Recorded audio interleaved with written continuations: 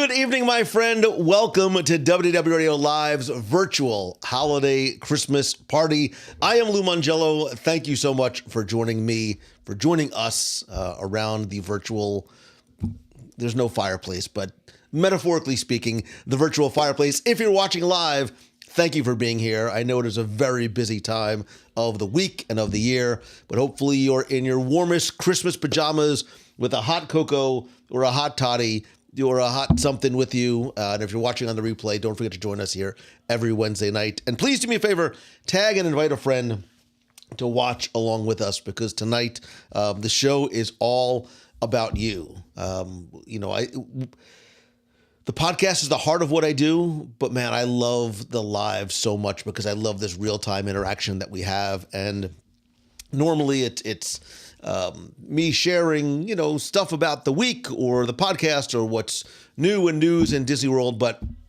tonight I want it to really be about you as we celebrate the holidays. And I have a bunch of questions for you that we can discuss about Disney and the holidays, but just about some of your holiday favorites and traditions as well. If you are watching for the very first time, please let me know where you're watching from. Thank you for being here. And what is your favorite? Well, I'll save this question for when we all chat. I am still recovering in the best possible way from our WDW Radio Nat Geo, speaking of Christmas, Danube Christmas Market River Cruise. Spoiler alert, it was even better than I was led to believe it would be. I see why people fall in love with river cruises, fall in love with the Christmas markets. It was a remarkable experience. I look forward to sharing it on the podcast, and I've got tons of video and photos that I'm going to share. And I know it's just a hectic week this week, so I'm going to hold off until the holidays are over before I share any and all of that. But it's just been part of a lot of what I've been able to do for and about Christmas and the season. This week's show is seasons. I think it's the worst dad joke ever, isn't it? Season greetings, whatever. It's fine. I thought it was funny when I wrote it. Anyway, season's greetings, 10 reasons to take a very merry time cruise. I just got off with some friends off the Disney Dream right before our visit to the Nat Geo River Cruise. And I'm joined by long time friends. Really, I get this question all the time and I don't understand it. Like, Lou, why would you promote, I think sometimes you have to take it from who asked the question. Like, why would you promote other people in the Disney community? I'm like, well, because I like them and they do good stuff. And I've known Jeff and Denise for a long time, and they are good people doing good stuff. We have a really fun conversation, not just about the Very Merry Time Cruise and the Disney Dream and some of the things that go on there, but how and why getting there is half the fun, because I've got two words for you, and they are bright line, which I know is one word, but it doesn't matter because I really enjoyed it. Yes, Jeff C. I almost did that as well. It's C's and greetings, although I used to call Jeff C. Jeff Shea. I don't even know. I was pronouncing your last name wrong for probably years, but it doesn't matter. Merry Christmas from Monticello, Illinois, from Warren, Michigan, where I have to imagine it's a little bit chillier up there. Jeff is making me a boathouse Christmas old fashioned, which does not sound like the worst thing right now. Yes, Lisa Dodo Glasser, it was amazing. I've been going through my photos a little bit as I'm getting ready, and I find myself smiling, thinking back, not just to the different types of food that we had, but the memories that we created and the friends that we made along the way. And if you weren't able to join us on our first WDW River Cruise, I'm calling it the first for a reason, because you are not the first to pass this way, nor shall you be the last. We are already in talks. I'm sure Becky Mankin is in here somewhere. We are already in. If she's in here, if she's not in here, it's fine. I'm going to spill the beans anyway. We are already in discussions. They're not heated negotiations. They're very fun conversations about our next river cruise. I'm not saying summer on the Seine in France, but I'm also not saying summer on the Seine in France with maybe a stopover in Disneyland Paris. It's fine. It's coming. It's what we're working on. And Becky and I saw something the other day, and I messaged it to Becky because my little eyes bugged out of my head. Listen, I'm not saying, I am saying that there are river cruises on the Nile to Egypt, but there's river cruises on the Nile to Egypt through AMA waterways. And yeah, it's funny how you can see something once. They say you can't, they say there's no such thing at love at first sight, but when I saw an AMA waterways cruise to Egypt on the Nile, it may have been love at first sight. It may have been the closest thing that I've ever had to that actual feeling. That the first time I saw the boathouse, it doesn't matter. It's fine. But there's Becky isn't here. Brightline is the best, and yes, your MEI Mouse and Travel Advisor can and should and will book it for you. So. Daniel is from Lumberton, New Jersey, which sounds like it's South Jersey, which also sounds like it's Eagle territory. We're treading on dangerous waters. I'm going to move on from. I'm a Giants fan. I can't help it. Let me catch up. Yeah, so Lori Oliveria, how much fun did we have? How much fun did we have on our Christmas Market River Cruise? I know. You all told me I would love it. You all told me it would blow away expectations, and it absolutely did, even more than, excuse me, Sue Passauer, whose name, by the way, I saw, not Sue's name, but the Passauer name in Passau, Germany, more than once. I'm like, wow, Sue's a big deal, like worldwide. More love than a slider of the boathouse. It's close. It's close.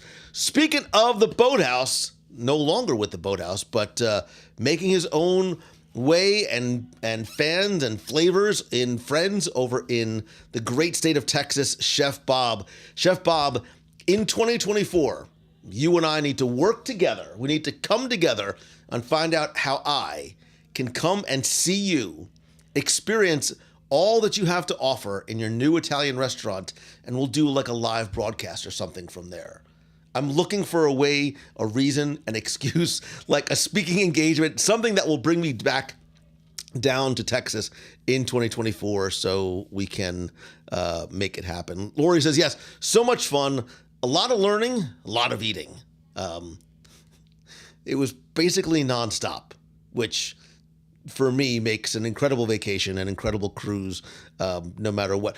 River cruising, very different than ocean cruising. We're going to talk a lot about that when we do our recap show. But if you've never done it before, I am really excited to share our overall review with it. Sue says, I don't want to brag, but I sort of own the town of Passau, Germany, which I'll tell you, Sue, we had sort of work to get there, right? The rivers were high. We weren't able to sort of go under some of the bridges. We had to sort of bust there.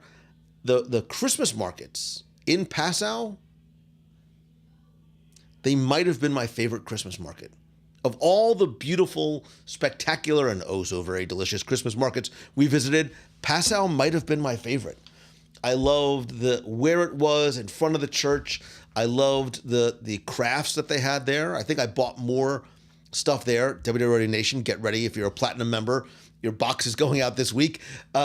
Spoiler alert, it's stuff from our river cruise. Literally, I'm bringing you back items from around the world. Like, I was so excited to go shopping for you. I forgot to get stuff for my kids, but that's fine. But I made sure I got stuff for members of the Nation family, and I really, really like the stuff in Passau, and including but not limited to the sausage. But if I'm not sending you sausage if you're a part of the Nation. So again, I am looking for credit for talking you into it. No, I'm not letting this go. Becky, I think that you've pretty much established. I think Becky has established that she told me, if you're looking here, can I write this somewhere? Becky told me to go on the Christmas market, and I enjoyed are we finally done with giving the credit where it's due? Because there you go. Matthew Woolley, ooh is the appropriate word. That's exactly how I felt visiting all the Christmas markets and trying all of the different sausages. But I still, if you go to my Instagram, I have a highlight there with all of the stories that I shared, giving you a very sort of quick triptych synopsis of what we did and where. But I have a lot more to share once the holidays are over. Angela, I'm not even saying that out loud.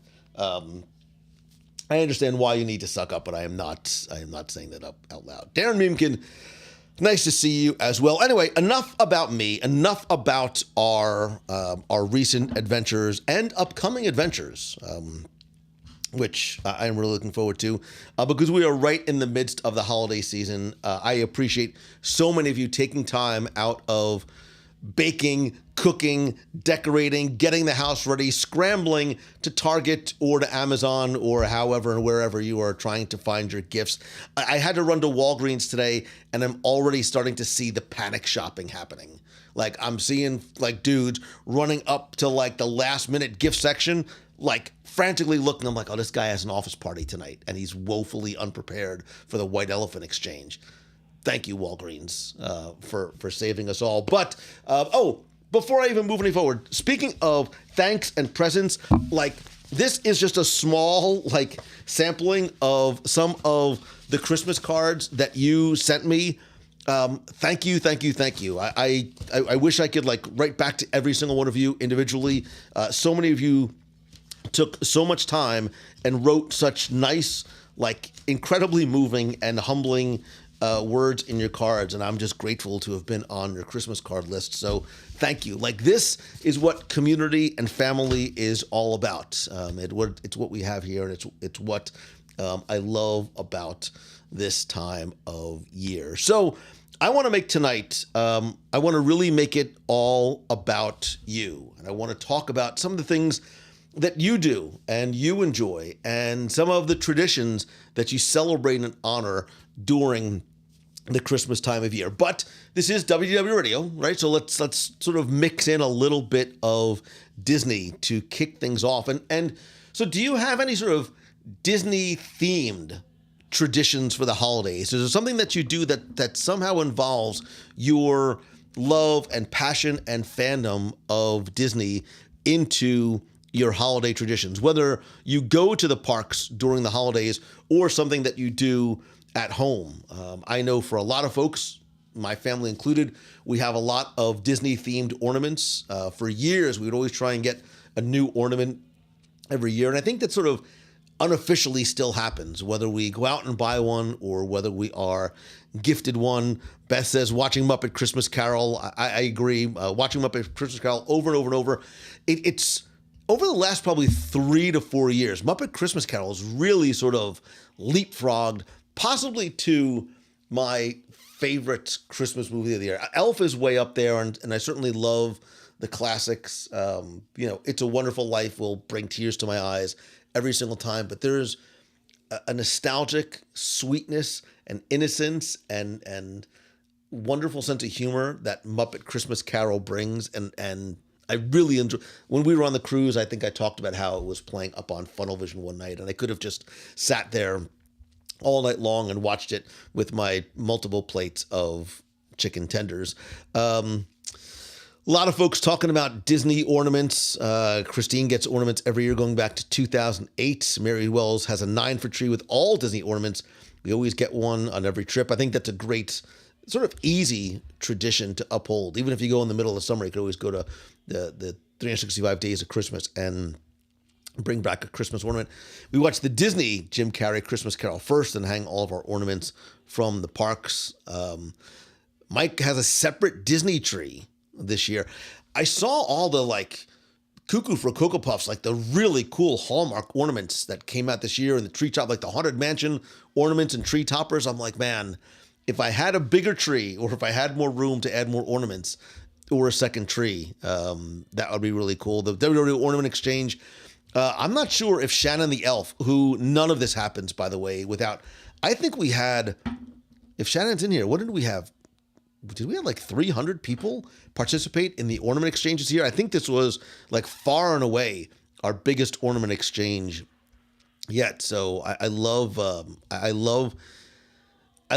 seeing strangers become friends, and being so generous, not just in the sense of money that is spent, but hand making ornaments, writing cards, adding something in a little special, a little extra, something personal. Like, that's what it is all about.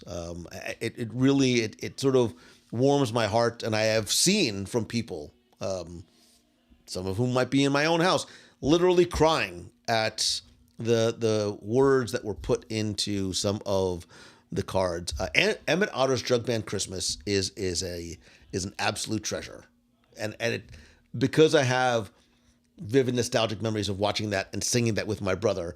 There's a good chance, if I put it on, there's a good chance I would probably cry. Clearly, I'm going through some sort of weird emotional thing. Elizabeth has not one, not two, not three, but 5 Christmas trees. 1 Mickey, 1 Princess, 1 Tinkerbell, and I'm assuming the other 2 are just random. Sue says, I got the coolest ornament in the ornament exchange. It was awesome. What was it? If you're going to say you got the coolest, you have to say exactly what it is. There she is. Shannon King, we were just giving you all the credit that is due for all the work that you do to organize the ornament exchange, but I'm not sure if you realize the joy and the positivity and the happiness that you not just radiate, but you bring to so many. How many people participated, Shannon, in this year's ornament exchange? Like, you touch every one of those people, and there's this ripple effect, right? Because you reach them, they connect with each other, they bring happiness to each other, and I think that is consciously or subconsciously paid forward. So it's a simple thing like an ornament exchange that I think means so much, and there's that wonderful surprise of getting your ornament in the mail and seeing who it's from. Just such a great idea, and like huge thanks to you, Shannon the elf, because you do the ornament exchange every year. We do the magic mail letter exchange, right? We do 2. Do we do 2, 3? 2 or 3 a year. 315 people. That is crazy. That is crazy, Shannon, right? 315 people, and oftentimes their families, that are touched by this wonderful gesture and this wonderful family and community. Karen says she's been doing it for 5. Mary Wells is working on 120 Christmas cards. I feel guilty that I can't send out 1 Christmas card, and now I feel the Catholic guilt is kicking in because you send out 120. But yeah, thank you again, Shannon, the elf. So, all right, next question. As long as we're talking about Disney, let's go from the traditions you have at home to maybe the Disney parks. What Disney park? And while not just, I won't even limit it to Walt Disney World. What Disney park anywhere around the world do you think has the best holiday decorations? Which one for you has your favorite, the best holiday decorations? Because for you, I'm gonna riff while I wait for your answers because there's a delay. Jim Rohoski, the Catholic guilt is so real, you have no idea. Some of you that know me well, you know that my Catholic guilt is like it's like a Space Mountain roller coaster. It's in the dark and it's whatever. So which Disney park has the best holiday decorations? You know, for years I would have said Magic Kingdom, but I think my answer now is Disney's Hollywood Studios. I love the vintage look and the feel. I love the music that plays in the background. I love being in that Echo Lake area and those sort of blown plastic, vintage spheres or sort of discs that, look like they're from the 30s and the 40s and the 50s that remind me of, for some reason, going to my grandmother's as a kid. By the way, who got today's newsletter? Who got today's WDW Radio newsletter? Raise your hand. Show me in the comments if you got the newsletter. Wait, let's see if I can make those gestures happen. Wait, did you get your newsletter today? No, I didn't mean to do that. I just meant to do a regular thumbs up. Well, whatever.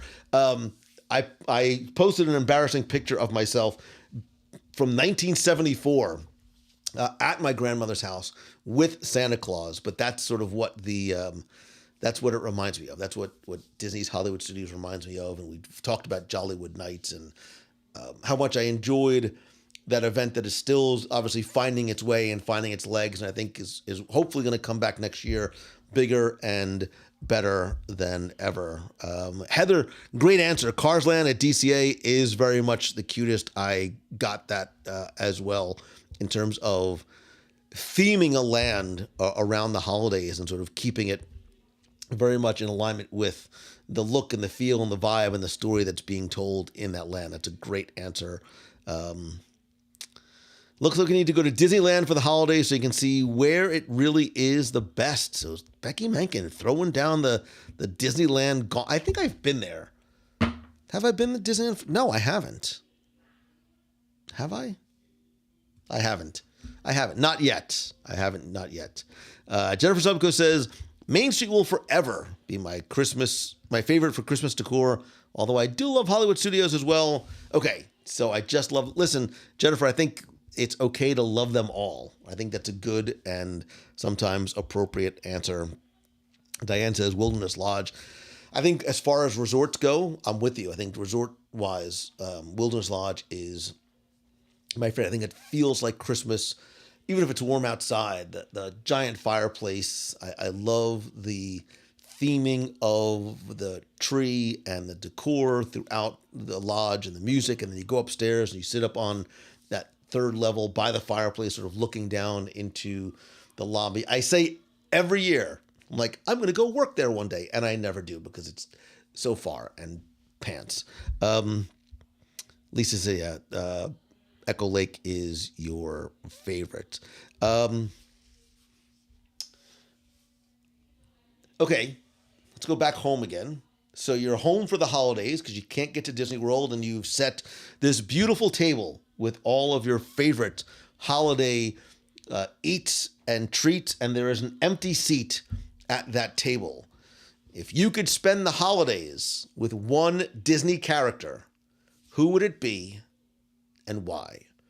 What Disney character would you invite to spend Christmas, Hanukkah, the holidays with you and come to sit at your dinner and or snack and or kiddie table, which I sat at for years. Till I was about 31, I sat at the kiddie table.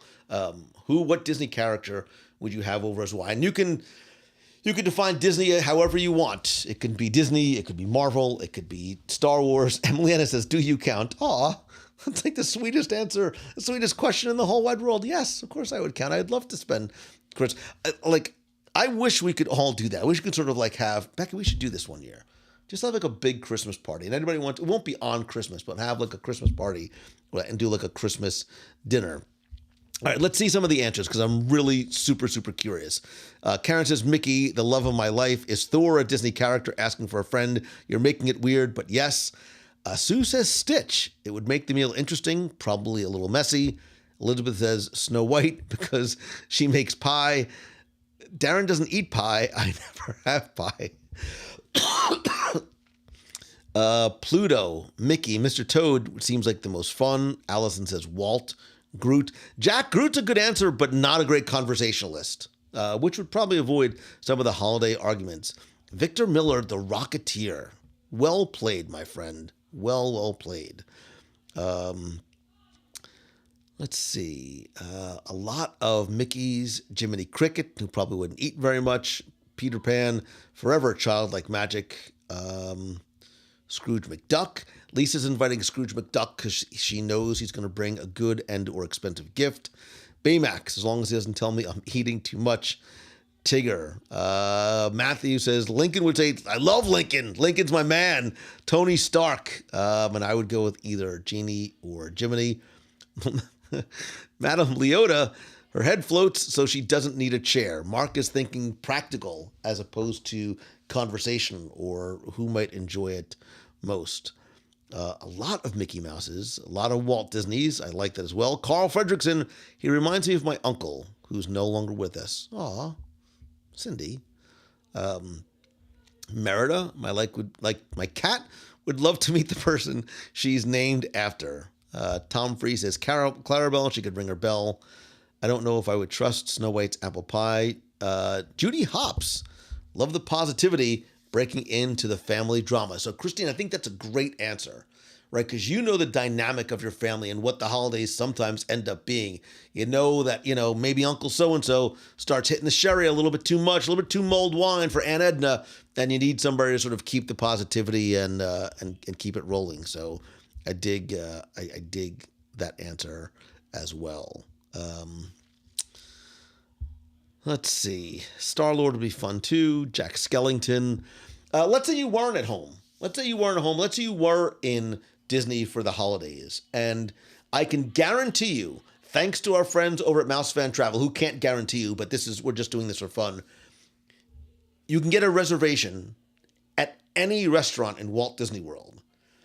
If you could have one holiday meal at any Disney restaurant on property, what would it be? Now, again, you're not limited to Walt Disney World. You can go to Disneyland. You can go overseas. I will count Aulani as well. And if you want to bump over to Disney Cruise Line, that works too. Where in Disney would you like to have a holiday meal? It's on Becky, and she's going to make the reservation for you. So if that incentivizes you or changes your answer at all, you can use that for a little bit of inspiration as well. Victoria and Albert. See, now that they know Becky's paying, you're going to see that the answers are going to change. Deborah's going to say Club 33, which I know Becky can make happen. Liberty Tree. Jerry, I think Liberty Tree is a great answer. Tom Free says Space 220. Look at Tom going to space for the holidays. Yes, Stacy, DCL means you could eat at Remy. There's a method to my madness. Because I thought the same thing. I'm like, little Remy for Christmas would not be the worst thing in the world. Hollywood Brown Derby. Cape May Cafe, says Beth Strickland. Whispering Canyon. Jessica digs the unlimited skillets. Jessica's going for like efficacy of the meal. Like just keep bringing the skillets and the cornbread. Liberty Tree. Look at Mark going simple again. Steakhouse 71, burger and chocolate cake. Allison says we ate at the Diamond Horseshoe. I would choose that again for sure. Allison, I am super intrigued because I have not been to the Diamond Horseshoe in ages. So the fact that you would go back there again is interesting. Would Geyser Point be a wrong answer? No, it would be wrong not to say Geyser Point, Brett Bowen. I think Geyser Point is a great answer. Dan Boyle says Hollywood and Vine, not necessarily for the food, but to see Mickey and Friends in their Christmas best, which, by the way, I have to say, I'm not a character guy. I'm not a merch guy. You know I'm not a sweets guy, but I partook in all of those things on the Disney Dream, and I loved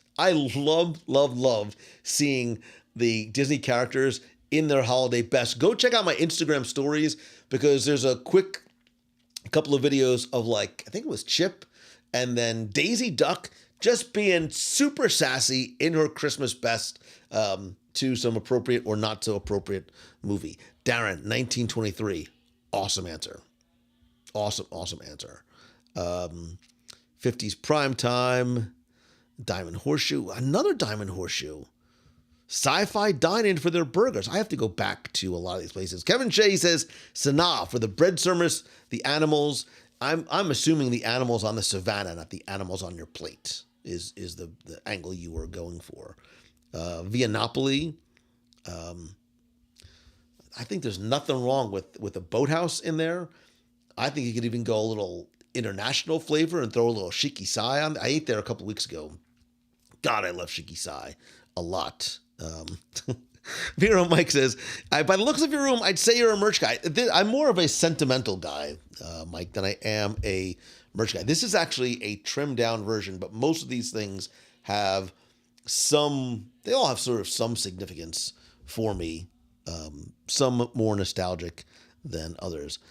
Louis Rainbow says, bring back the electric umbrella, which Becky would like because that's a cheap meal. So, Cassie Tucker says, I jumped into this live with no context, but Steakhouse 71. She's so committed to Steakhouse 71, it literally doesn't matter what we're talking about. The question, Cassie, was where would you have your holiday meal if you were not to have it at home, but instead somewhere at Disney? And I said anywhere at Disney.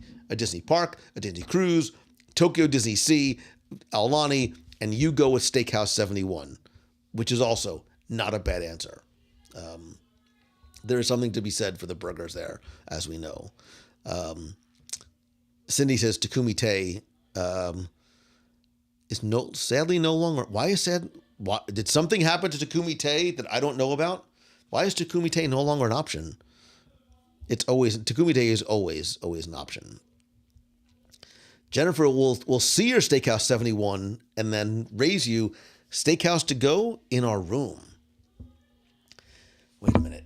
Steakhouse 71 in my jammies on the bed. That's also not a bad option as well. I sort of dig that too. I might even take that over Victoria and Albert's, because Victoria and Albert's is a wonderful experience, but that's like a solid 6 hours and it's a lot of food. Not that there's anything wrong with that.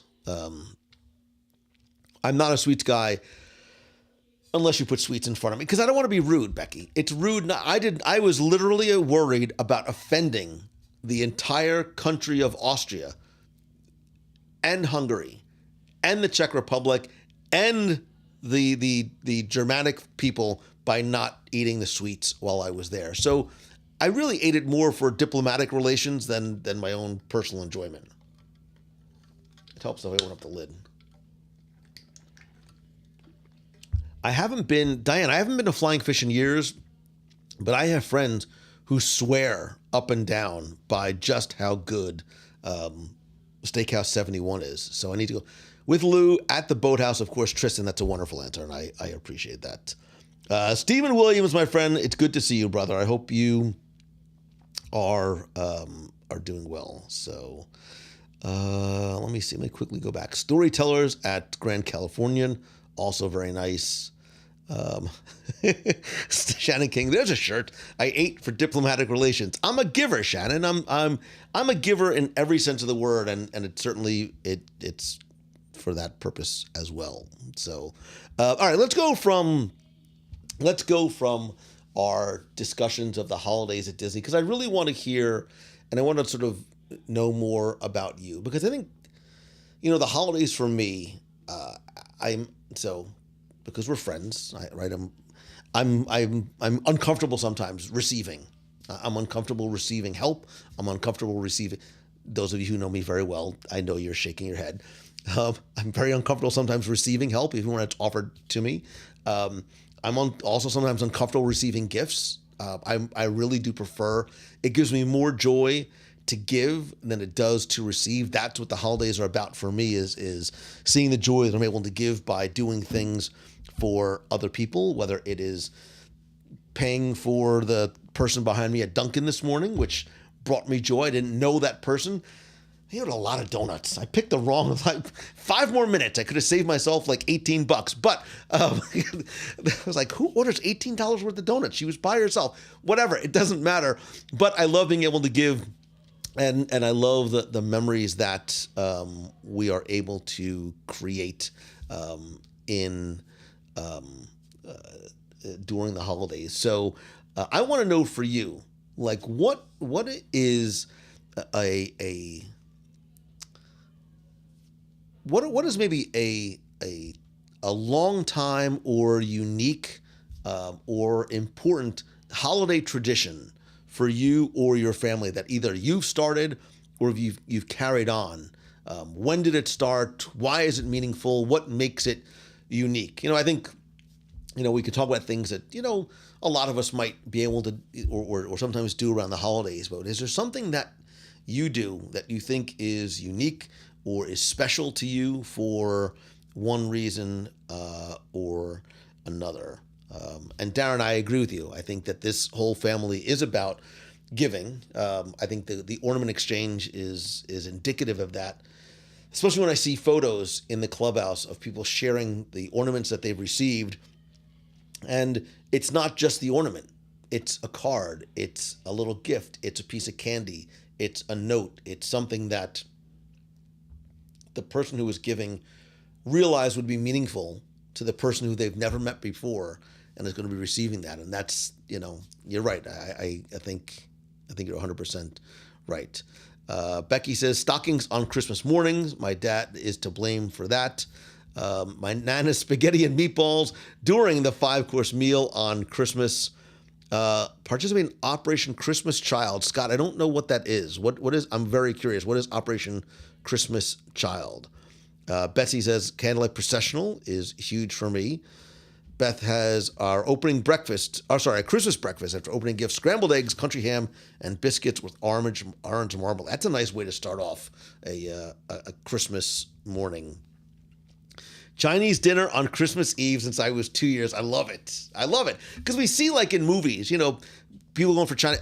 For a lot of people, Chinese food on Christmas Eve is like, it is a thing. Karen makes her pork pies on Christmas Eve. We always have a meal at Disney's Vero Resort, which is why he's Vero Mike's. Diane, because your name and my name ends in a vowel, I understand the Feast of the Seven Fishes. I had to spend, it took me like 3 weeks and like a PowerPoint presentation to explain to Becky what the Feast of the Seven Fishes is. She's like, I don't get it. What do you mean you have to have 7 fishes? Why 7? Why is it 7? What do you... But I mean, she still doesn't get it, probably, but I understand the 7 fishes. But what we do too, so we do the 7, so a lot of Italian families will not eat meat, right? It goes back to the very, very old custom of, like, during Lent, not eating meat on Fridays. Well, on Christmas, you don't eat meat on Christmas Eve. You have a feast of the 7 fishes. There's meaning and significance behind all of it. What we do is we eat throughout the night. We used to wait until midnight. Santa came at midnight, so the kids would go to sleep. Santa would, ring his bells. I want to cry. Santa would ring the bells and come at midnight. Everybody would open up the presents. And when we were kids, and there was like 25 of us at my grandmother's house, opening presents could take a couple hours. So it's 2:00 in the morning, right? You're hyped up because you got all. And then my grandmother and then my aunt and then my mother, and now we do it at my house. We make sausage. We go out, we put it on the grill. An Italian sausage is not like some of the Italian sausage. There's the regular sort of like fat links, but there's also like thin sausage that comes like in a pinwheel. It's like a big pinwheel of sausage. You go out, you put it on the grill, you toast some Italian bread. Oh, God, it's so good. Like, it is one of our favorite Christmas traditions is Feast of the 7 Fishes, sausage after midnight, because it's after midnight, and then technically it's Christmas Day. And today, I found an Italian pork store in Orlando, and they had a little pinwheel. That's probably more information than I needed, Lou. It doesn't matter. I was getting very excited. Carlos is hosting Christmas, took over from Mom 13 years ago. She was getting too old to cook for 20. At 89, she's still here to enjoy it. That's beautiful, Carlos. I love it. It's difficult. I'm sure many of you can appreciate. It's difficult when that transition happens, though, whether it's by age, whether it's by someone passing, and you go from being the child to being the adult, to being the patriarch or the matriarch of a family, and all of a sudden, the customs, the traditions, the cooking, the hosting, the gifting, a lot of those things are now your responsibility. And my feeling has always been like, and now as a parent, you hope that the traditions that you hold so dear. Sorry. You hope that the traditions that you hold so dear are carried. Wow. Somebody is chopping onions. You hope that those traditions are carried on by those who will follow in your footsteps. And hopefully I'm making my parents proud, not by crying on camera, but by talking about those traditions which may have seemed silly when I was a kid and now are like the most important thing in the world to me, that I am somewhat of an adult. Amanda says she bakes her grandmother's ginger snaps every year. It brings back all the memories that I have baking with her, right? It's not about the cookies. It's about the act of baking with her, right? It's that thing that you're able to remember. Like when Christmas comes and the cooking starts happening in my house, and all of a sudden you get that smell that like sparks that memory. And sometimes I'll be flooded back with things I haven't thought of in literal decades of being at my grandmother's house or watching my mother like make meatballs, or that pot of sauce that would like simmer all day long, or making the clam sauce and like slicing the garlic. All those little things. Our olfactory senses are the ones that are most closely associated with and igniters of the spark of memories, right? We talk about core memories, right? Smells are the ones that are most associated. We think it's sometimes music. We think it's the visuals, and it's not. It's those smells. And I think especially around the holidays, that really starts to happen and very much kicks in. Valerie, I love this. I love lottery tickets in the stockings. Not winners yet. Not winners yet, but you never know. This very well might be the year. Christmas king cakes and Cajun Kringles are a must. I'm doing. I was holding this. Was waiting this one for you, Sue Passauer. There it is. That's it. Wait, I'm gonna do another one. Wait. Boom. Wait. Come on now. There it is. Sue Passauer. I came home today from running multitudes of errands this morning, and as I approached my door, I hear this sound, and I'm like, it sounds like angels singing, but I don't know why. And as I approached the stoop and my front door, there came a glow, as if like the Star of Bethlehem was there. And as I approached and looked down amidst all the Amazon boxes, because there it was, the Cajun Kringle. And you can ask my son who was with me. Like, this huge smile comes on my face. I was like, Nicholas, here, hold this. And I picked up the Cajun Kringle like it was baby Jesus himself. And I was so excited. I was like, I can't believe somebody sent me a Cajun Kringle, because I just forgot. I never would get one in time for Christmas. And it was all thanks to Sue Passauer. You are an amazing person, an amazing friend, even more so, an exceptional travel advisor with the angels are singing Mouse Fan Travel as we speak. So thank you. Tomorrow's going to be a good day. Tomorrow's going to be a good day. Cup of coffee, Cajun Kringle. Oh, baby. Like, whew, I'm excited. I am excited. Lisa makes shepherd's pie on Christmas Eve. Wait a second. Ron Schneider. You're like, I know that name. Of course you know that name. Not just because he's incredibly handsome, one of the nicest guys in the world, but he is, and you will always be, the one and only original Dream Finder. One, thank you for being here, brother. I hope you're having a good holiday season. He eats his stepkid's gingerbread house. Now, I'm not sure, Ron, if you're saying that they make it for you or they make it for themselves, and then when they're not looking, you eat their house. Because I'm sort of guessing it's more the latter than it is the former. I'm not sure they're actually gifting it to you as opposed to you just eating the house for them. Mia makes cinnamon rolls Christmas morning for breakfast. It's all about the food. Virginia ham, Christmas. I couldn't be Italian. I don't do fish. Okay, so Operation Christmas Child is an annual collection of shoe boxes with toys, clothes inside that are donated worldwide. It's part of the Billy Graham Foundation. I love that. Jeremy. I love giving to those not just that you know, but giving to those that need it most. That is the most important. Luis Ramos knows where to hit me, man. He hits me with the Red Diner in Woodbridge, New Jersey. Outdoor football game because it means so much to the nephew, right? That's it, Victor. The thing that your nephew is going to remember for the rest of his life and then pay forward to his kids is not the meal. It's not going to be the present. It's not going to be the Rock'em Sock'em Robots with a PlayStation 9 or what. He's going to remember playing football outside on Christmas. Jim O'Neill. And Jim O'Neill's last name is O'Neillo, right? Because it's a combination of Irish and Italian. Because Jim, I just said it. No meat and then sausage and peppers at midnight. Jim, I just bought the sausage today. Like, I felt like it was a passing of the torch. Like, me, actually, this is the first time I went out and bought the sausage. Usually, like, my mom would get it. She passed a few years ago. Or my wife would get it. Or, like, my brother or somebody would bring it over. Today, I was on the quest. And I found the sausage. And I feel as though, like, I earned my card today. I earned my card today when I got the sausage. So, and then Christmas Day, we got Tommy Cutlets. We got Tommy Cutlets and the Giants playing on Christmas Day. It's going to be a good.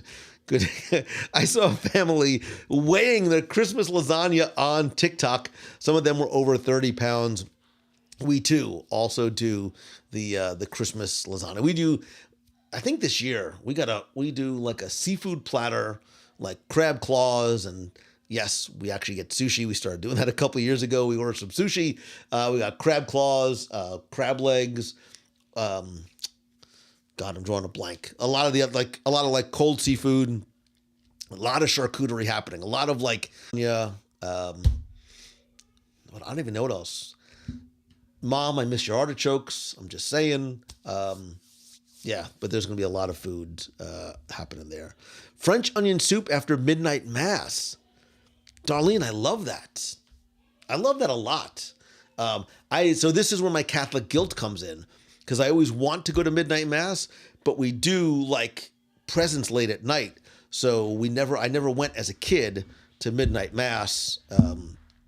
It's always been a little bit of conflict. Kevin Shea. It's Kevin Sheo. Family Italian tradition for 150 plus. What? Do you really? We make homemade tortellines, like as in tortellinis. You make like the little tortellines by hand. Oh, you make the big tortellini are the little ones. Tortellines are the big ones. You eat them in chicken broth soup on Christmas Day with the entire family, right? Little chicken stock, a little bit of like shredded chicken in there too. I'm with you. And then like you make like a vat of it. You put it like in a kiln and just let it cook for days. And then you have leftovers for like 2 weeks. That's the way to do it. I love it. I love this. Matthew Woolley, you feel me, brother. You got the pinwheel sausage. You know what I'm talking about. Becky says, well, I have no idea how it became a thing, but my stepdad gives everyone a stack of scratch lotto tickets. We have scratch tickets over cinnamon rolls. You scratch your tickets over cinnamon rolls? Doesn't that affect the taste of your cinnamon? I imagine you like scratching over the cinnamon rolls, but that's nice, right?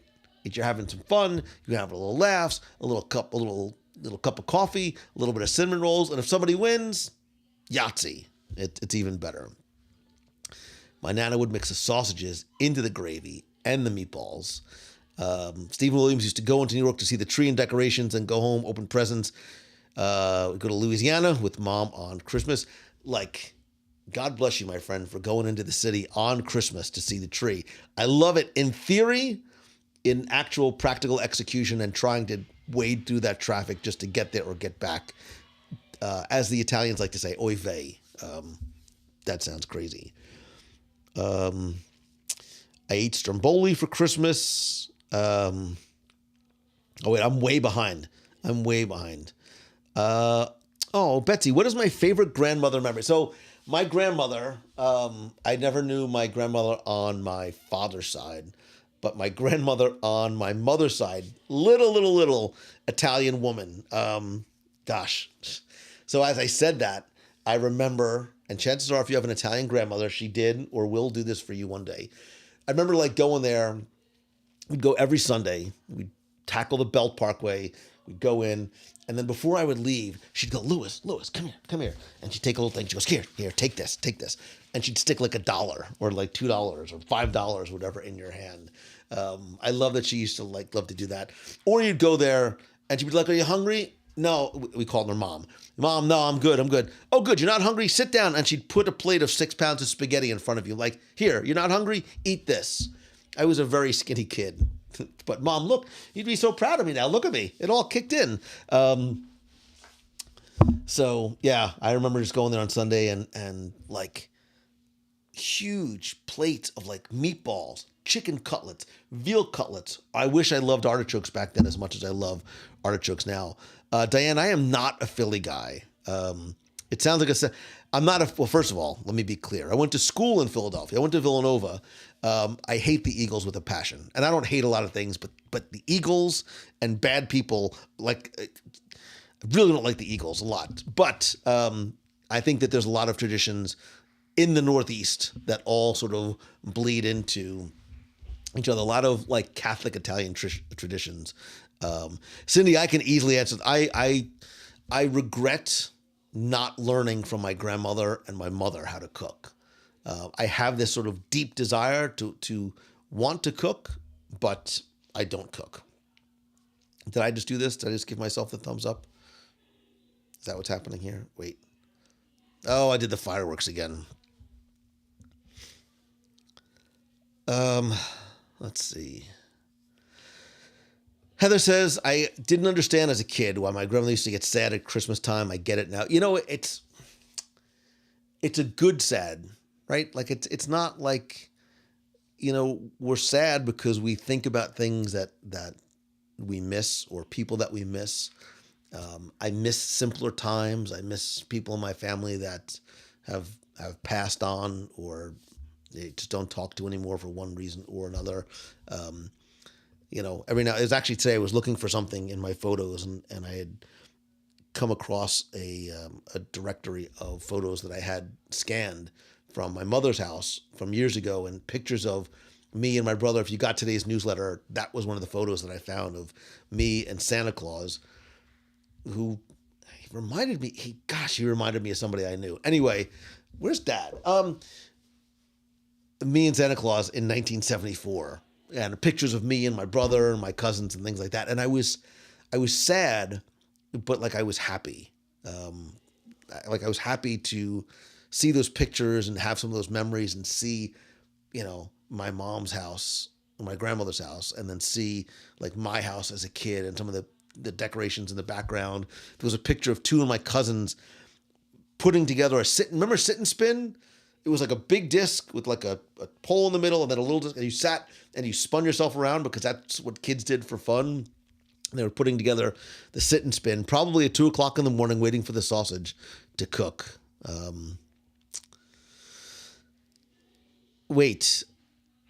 Amanda's never had Cajun Kringle. So, you know, like what a king cake is, right? Like the round, the Cajun Kringle is this soft, like moist, like wonderfully doughy, like it's not cake, but it's like a pie thing. And the Cajun Kringle is covered with like pecans and like this like brown sugary cinnamony. I'm not even sure what's in it. I think it's just made with like angel tears, and so I'm not a sweets guy, but my God, the Cajun Kringle is something delicious. Yes, there's a lot of love, by the way, coming in for Dreamfinder as well. I mean, why should Ron's trying? We have to get together to have lunch again. Like it's been way too long. Jerry says, after we get back from the Christmas Eve service where I preach, thank you for what you do, we make homemade French fries. I love it. You don't really hear French fries being a Christmas. I dig that, man, right? Doing your own little, listen, if French fries and really any sort of fried potato was like healthy, I would look like Arnold Schwarzenegger. I could eat potatoes all day, every day. You give me a good hash brown, whew, sweet Georgia brown, I'm with you. All right, let me catch up because I'm so far behind. So Richard said, we decided to do something a little different this year since it's a crazy busy day. We ordered fried chicken from Publix to have on Christmas and a lot of finger foods just to graze throughout the day. Richard, that's the way to do it, man. Like that's like, again, it's something that we did as a kid.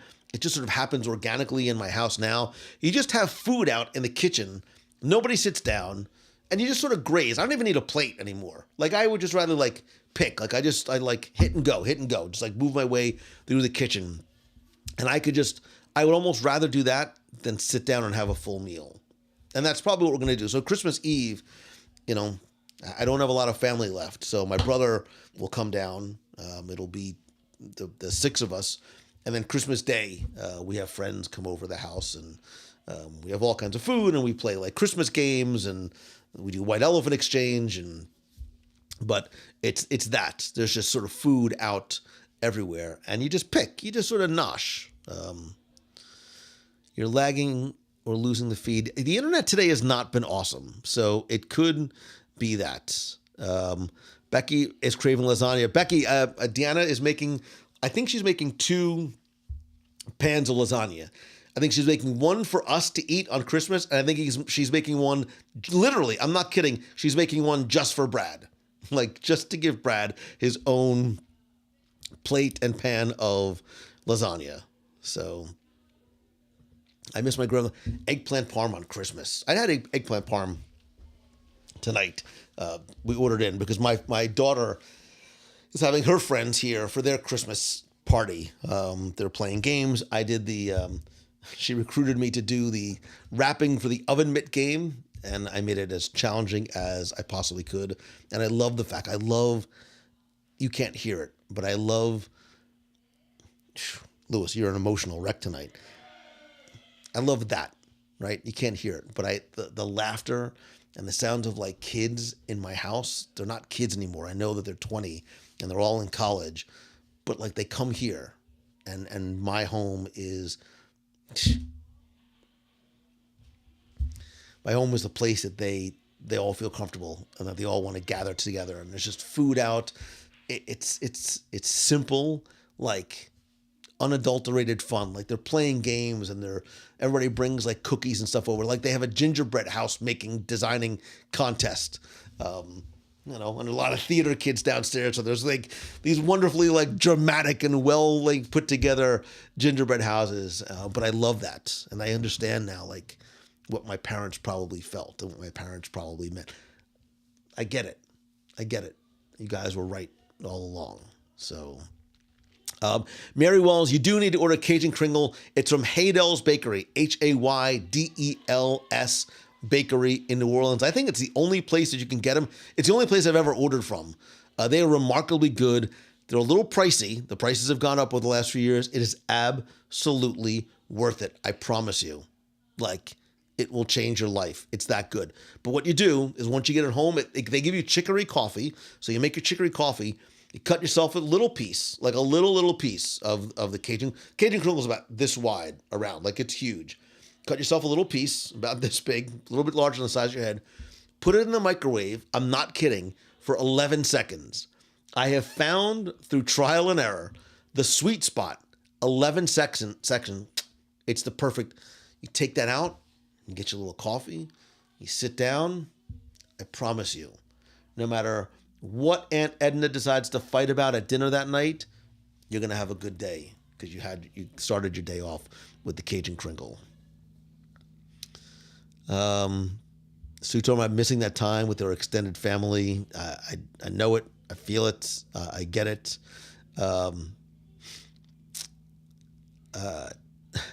She says, "You're trying to make me cry. You're a dad who misses your kids and loves joyful houses." Crystal, I've become hyper aware of silence, right? So I work in silence. I work in dead silence when I'm home. No music, no headphones, no nothing on in the background, unless I'm like, if I need to change a pace or my back is killing me, like I'll sit on the couch and just answer emails. But I work in silence. But when the kids aren't home, when they're both away at school, it's more silent. I don't know how to say it. I know that doesn't make any sense. It makes literal no sense whatsoever, right? Silence is silence. But I miss that, it's 2:30 or 3 o'clock. It's time to pick them up, or somebody's going to be home, or so having that, but just their presence in the house makes all the difference.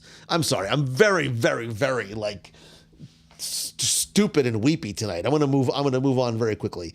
Thank you, Sue. HaydelsBakery.com for those that need it. Trust me, you need it. And this is not sponsored by Haydell's Bakery, but it could be because it is actually that good. So, all right, let's get off the sad, sappy, emotional. What holiday movie is a must? No, we talked about this already. No, we didn't.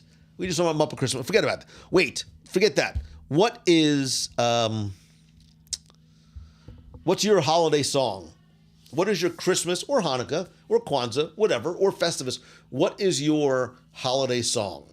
What is the one that gets you every time, that gets you in the mood, that you sing along in your car or the shower or Christmas caroling out, about town? What song is it? Yes, Tracy. Tracy, I've known you probably longer than 99% of the people in this room tonight. You knew my kids when they were in strollers. You knew both my kids when they were in strollers. We probably met in 2005. Yeah, my kids were in strollers back then. So it looks like I'm getting some. Yes, it looks like I'm getting some delay on the signal. My internet, unfortunately, has not been awesome today, so hopefully this is coming back. Yes, Tracy, we do need to catch up. Betsy Parkas, you are very poetic. The silence is deafening as it echoes around your heart. I know exactly what you mean. But it's why, whether you have kids, loved ones, close family, extended family, family that is your friends, like, to spend meaningful time with them while you can, because you just don't know when you won't have it anymore. Like, I am sure for many of us, if we could ask for one thing for Christmas, you're like, oh, 5 more minutes with my mom, another day with my dad, something with, so not to be morbid or anything like that, but this holiday season, like, just enjoy the moments that you have with the people that you have around you, whether you love them or just like them a little bit. So what is your song? Kenneth Puccia, I'll Be Home for Christmas. Ashley Scarpa, I love the Home Alone soundtrack. It's a great answer as well. I think I was born in the wrong generation. I love the classic music from the 30s and the 40s and the 50s. Yes, there's some modern stuff that I like a little bit, but that really is the music that gets me. And some of the classical, not classic, but actual classical Christmas music. However, and I was trying to explain this. I think we were on the river cruise, and it might have been when we were visiting one of the churches. Yes, I know, an emotional wreck, whatever. You want to make me cry? You give me a children's choir singing Christmas carols? Man, I am toast. I am toast. Even in, like Home Alone, and they're in that scene in the church, and the kids are singing and Carol the Bells. I'm a goner. I'm a goner, man. There's nothing more beautiful than a choir of children singing Christmas carols. Like, it gets me every single time.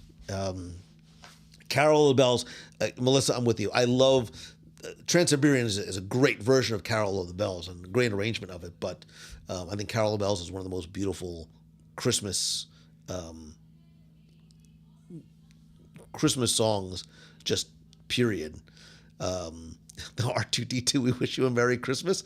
Hey, whatever works. Oh, Holy Night, 12 Days of Christmas, I'll Be Home for Christmas, Wizards and Winter, Silent Night, The Christmas Waltz, Tom Frey, that's also another great one as well. I also like some of the old crooners.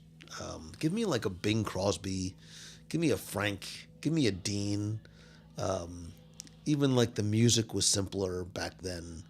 That's Oh Holy Night. That'll get you, right? But I'm super picky now that I've heard the operatic soprano in my church choir sing it. She's spoiled me forever. When someone is able, who's given the gift of the instrument of their voice, is able to leverage that God-given talent and sing the way they were supposed to sing, you're right. Sometimes there's nothing more beautiful than that, right? Paul, you get me, man. Dean Martin, Perry Como singing Christmas songs. The purity of Betsy Parkhurst. What do you do for a living? And if it's not, I am a poet or a writer, then you're in the wrong profession. The purity of children's voices is like an angel from heaven. And now, look, I'm not sure if you're getting that off of ChatGPT or if you're getting it from in a Hallmark card, but it is beautiful once again. The Candlelight Carol that Catherine, you want to watch me cry? Come take me to Candlelight Processional at Walt Disney World. There's a couple of songs in there that will get me every time. And sometimes I'm embarrassed because if I'm with somebody, I don't want to start, but I have to sort of like look away because I will literally have tears streaming down my face. But that's what music is supposed to do. It's supposed to elicit that type of emotional response. So Andy Williams, Kenneth, I'm with you, man. I'm with you about Tennessee Woman. So Betsy is a pastor and a writer. I would love to hear what you have to say in church one day. King Country, the Little Drummer Boy. Little Drummer Boy, when I was a kid, I remember that song used to make me sad. I don't know why. Like I'm hearing the version that I knew as a kid, and I don't know who sings it, but it used to make me so sad. And I had a tough time watching like Little Drummer Boy, the Rankin Bass, which you can't find anymore, right? They don't show it anymore. Crystal Steers, that's it. Hallelujah in Candlelight Processional. Whew, man, tearjerker. I didn't get to go this year. I did not get to see Candlelight at all this year, and I'm disappointed that I wasn't able to go. Watching it on a video will never replace seeing it in person. So, what about? So we were talking about this earlier. What about a holiday scent? Right, we were talking about sort of smelling something, cooking. What about holiday scents? Right, I love. So I have not a candle, a wax melt, right, in my room right now that has this sort of scented pine scent to it, and it's almost like a pine and like a maple, there's a sweetness to it. What holiday scent reminds you, what scent sort of reminds you of the holidays the most? Or what scent do you love having in your house the most? Is it the smell of a real Christmas tree? Right? Is it the smell of pine needles? Is it the smell of mulled wine, which we smelled a lot in our Danube River cruise? Is it peppermint? Is it gingerbread? Is it something else? Is there some other scent that sort of reminds you of the holidays the most? Look, and it could be your, peppermint mocha latte frappuccino from Starbucks, whatever it might be. But what is that scent that reminds you of the holidays? Mary, did you know? That's a moving one. That's a good one, Mary. Oranges and cinnamon. Sue, I'm with you with Christmas trees, mulling cider, gingerbread. I do love the smell of gingerbread. One of my daughter's friends made this huge. My daughter, I take that back. My daughter made gingerbread cookies from scratch. God bless you, Marion. She made gingerbread cookies from scratch, and then one of her other friends made this other. They're more like ginger snaps almost. I like them a little softer. I like the soft gingerbread cookies. The smell of Christmas trees, the smell of pine trees, gingerbread, peppermint, cinnamon, not all at once.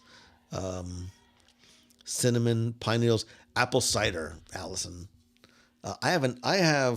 Last year somebody turned me on, and you can find it on Amazon. There's an apple cider hot tea, which is lovely. And I think that may be what I have tonight. I think I'm going to treat myself, sort of our post-Christmas party treat. The kids are going to be downstairs. I'm going to go down, make myself a cup, maybe call it an early night, and just, who am I kidding? I'm going to bring my laptop into bed, and I'm going to answer emails. But metaphorically, I'm going to call it an early night and just sit in bed and have some apple cider tea. Kevin Lively, I missed a fresh Christmas tree smell. The kid has an allergy to pine. I'm sorry, man. Sometimes it's hard to navigate that. We've had a fake tree for the last couple of years, but I miss that. Also, if your child is allergic, I don't know, but I just found on Amazon, it came in today, and I have to hang them on. There's these little sticks. There's these pine scented sticks that you can hang on the tree that I'm going to put on tonight to see. They smell just like real pine, and I'm gonna hang them on the tree and see if it works, because I do like sort of coming downstairs and having that scent of pine and the pine needles on the tree.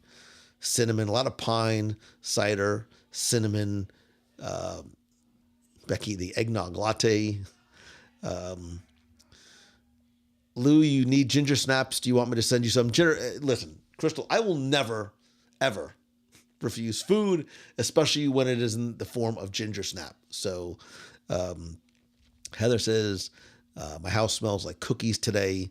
There's nothing better than that, right? When your house is filled with like laughter and that cacophonous sound that I'm hearing from downstairs of just these kids laughing, right? That mixed with the smell of cookies, cinnamon, coffee, pine needles, peppermint, whatever it is, like that's the recipe, right? That's what this is all about, right? These are the things that we're going to remember.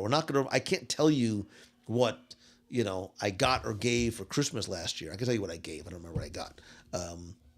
But I remember like the smells of my house. I remember the smells of my mother's house and my grandmother's house.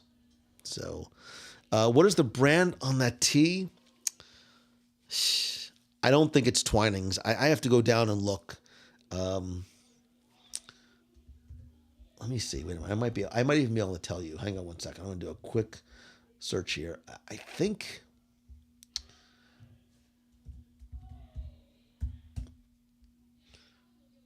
I don't know if I can. Wait a minute. I take that back. It's the Republic of Tea. It is the Republic of Tea hot apple cider tea, 36 tea bags in a tin, and it's caffeine free for those of you who want. Yes, it's the Herbs of Autumn, a caffeine-free blend of apples, cinnamon, clove, and natural flavor. Please use my Amazon affiliate link. I'm only kidding. I don't have one to give you, but let's see. Heather says, my house has smelled like gingerbread for a month. I love it. I love it. I love it. I love it. I have a nice apple tea called Happy from Tea Pigs. And now I'm going to look up Tea Pigs on Amazon. What is this going to give me if I do a search for Tea Pigs?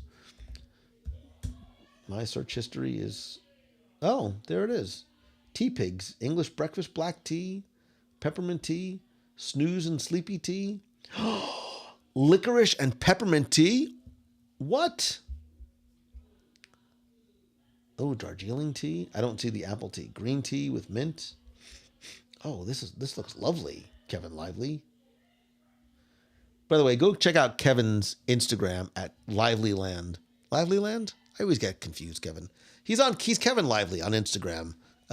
Again, good people doing great things, remarkably talented, by the way. And, if you're attending, by the way, before I forget, if you happen to be attending our, nope, that's it. That's not it. Well, I'll find it at the end. If you are attending, wait, I might be able to find it right now. Hang on, let me do this. And if you are attending, where is it? There it is. If you are attending our Dream Team Luncheon Auction on Saturday, January 6th, there are just a few tickets left.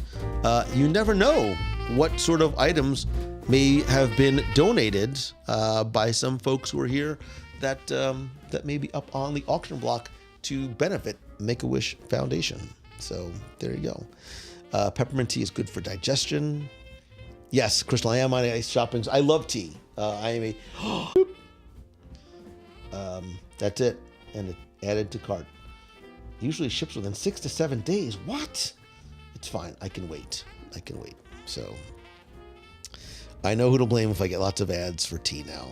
Well, there you go. Listen, it's all right. So last question. What's your favorite holiday drink? What do you like to drink around the holidays? We've talked about some of the foods that we like to eat, some of the things that we cook, some of the scents that we like to have around the house. What do you like to drink around the holidays? For me, as of tonight, it might be apple cinnamon tea, because that is what I'm looking forward to trying. I'm not a big eggnog guy. I'm not a big drinker, really, in terms of like alcohol and stuff like that. But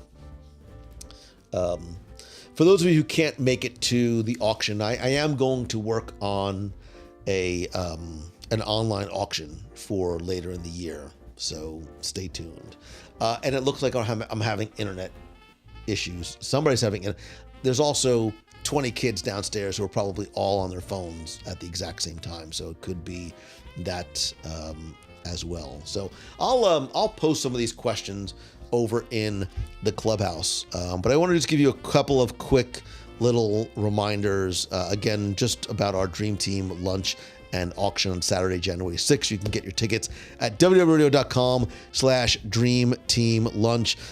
This lunch, this show, our events, our cruises don't happen without our friends over at Mouse Fan Travel. You can visit them over at Mouse Fan Travel. Listen, if you're coming to Walt Disney World in 2024, if you're going on a Disney cruise, if you're going on any cruise, if you're going to any destination, Becky, you've seen that Sue and Lori and some of the other Mouse Fan Travel advisors, I think there was maybe 5 or 6 Mouse Fan Travel advisors were in the box tonight.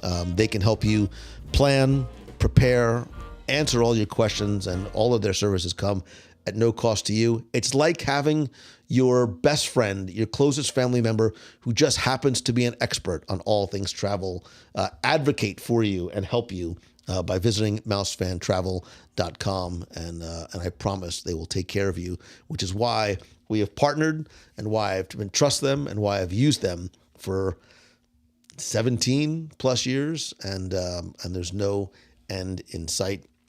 Speaking of other events coming up, don't forget we have our Halloween on the High Seas cruise coming up October next year. Our cruise on the Treasure coming up in February 2025. You can learn more and a quote for either or both of these by going to www.radio.com/cruises. This is our final show before the celebration of Christmas. I know many of you have celebrated Hanukkah this past week.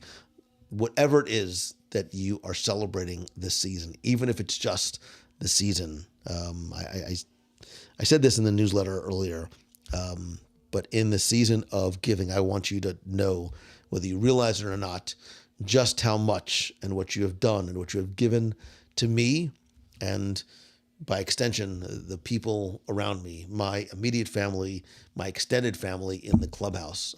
This all happens thanks to you and your love and your support and your friendship. And sometimes I think we don't know the impact we have on others.